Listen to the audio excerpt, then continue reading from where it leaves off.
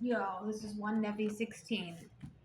Then my brothers said to me that what I said to them was hard and more than they can bear.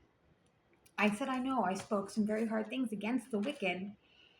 The guilty take the truth to be very hard. It cuts them to the core. If you were willing to do the right thing, you would not be murmuring about this, and I exhorted them to keep the commandments. They humbled themselves, and I had hoped that they would walk in the path of righteousness. All this is happening while Dad is still out in the tent in the valley.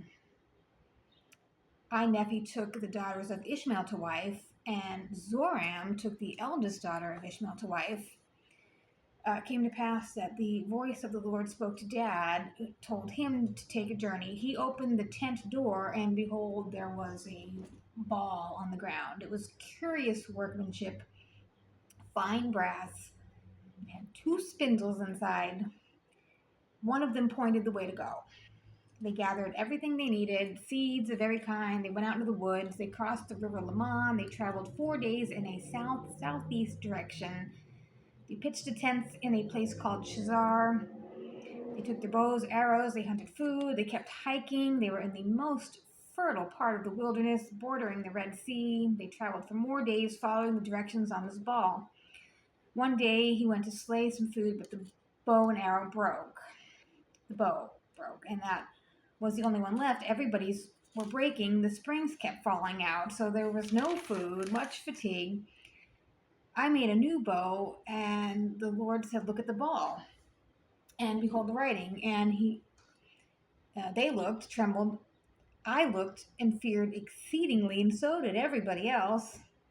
The pointers in the ball, they worked based on faith, and there was a plain new writing, and it gives us understanding, and the writing changed from time to time.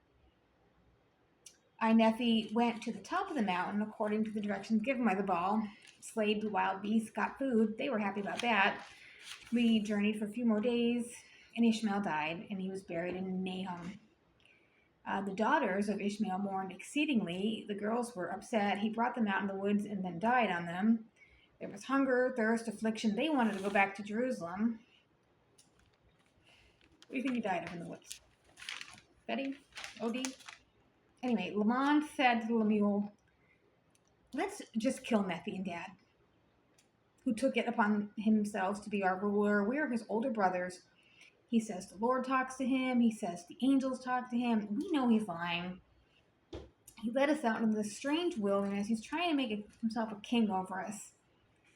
But the word of the Lord came and chastised them. They stopped being mad, and they were blessed again with food.